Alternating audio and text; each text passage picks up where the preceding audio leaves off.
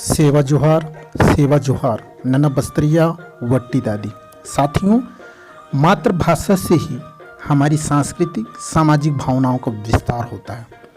भाषा से हमारी लोकगीतों की रचना होती है, लोकगीतों के अनुसार लोक नृत्य होता है।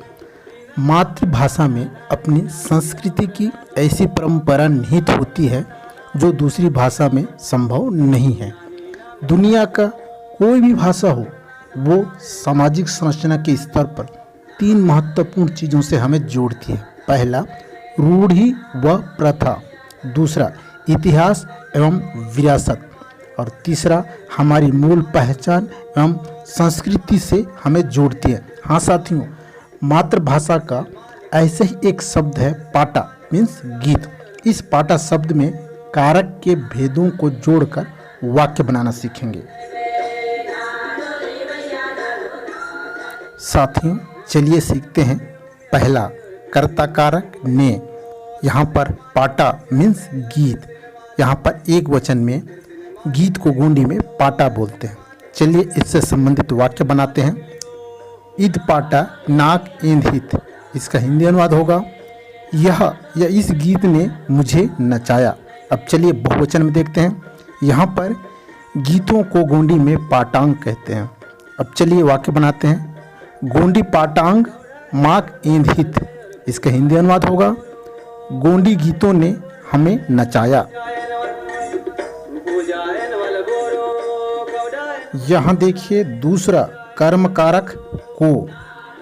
एक वचन में को गोंडी में तुम या न कहते हैं, जैसे पाटा तुम का हिंदी होगा गीत को। अब चलिए वाक्य बनाते हैं। निमा या इमा पाटा तुम वारा। इसका हिंदी होगा, तुम या आप गीत को गाओ। अब चलिए बहुवचन में को गोंडी में कुन या नूंग कहते हैं, जैसे पाटांग कुन का हिंदी होगा गीतों को। चलिए वाक्य बनाते हैं। निमाट या इमाट पाटांग कुन वाराट। इसका हिंदी होगा, आप लोग गीतों को गाइए।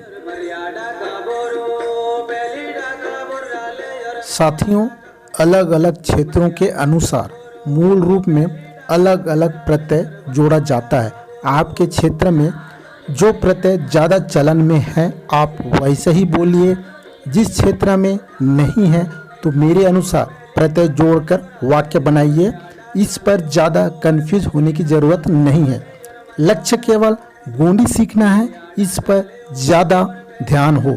मैं जितना बताते जा रहा हूँ उतना ही सीखते जाइए।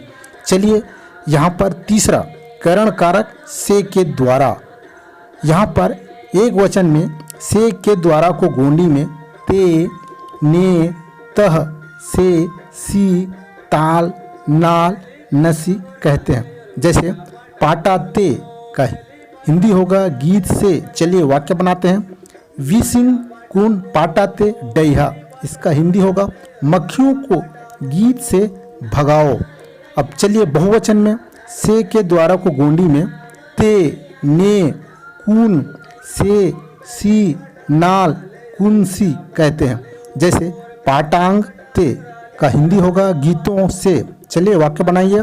विसिंग कुन पाटांग ते डै हाट। इसका हिंदी होगा, मक्खियों को गीतों से भगाइए। इस तरह से आप लोग भी वाक्य बनाकर प्रैक्टिस करते जाइए।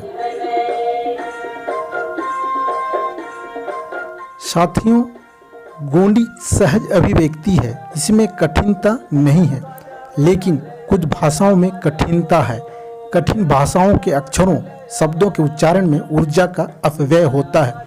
कंठ व जीभ को अतिरिक्त मेहनत करनी पड़ती है।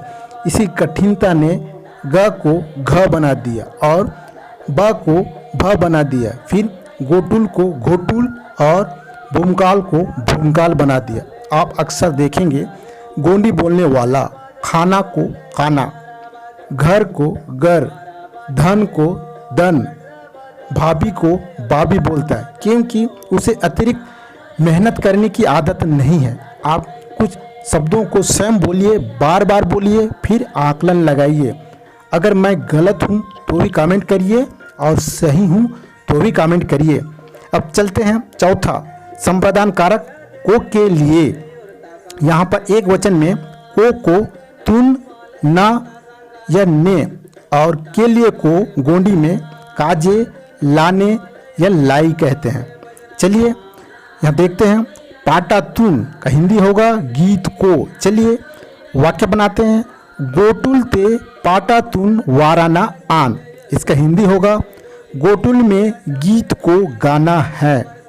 अब चलिए बहुवचन में को गोंडी में कुन या ना कहते हैं और के लिए को गोंडी में काजे, लाने या लाई कहते हैं। जैसे पाटांग कुन का हिंदी होगा गीतों को। अब चलिए वाक्य बनाइए। गोंडी पाटांग कुन वाराट, इसका हिंदी होगा गोंडी गीतों को गाई।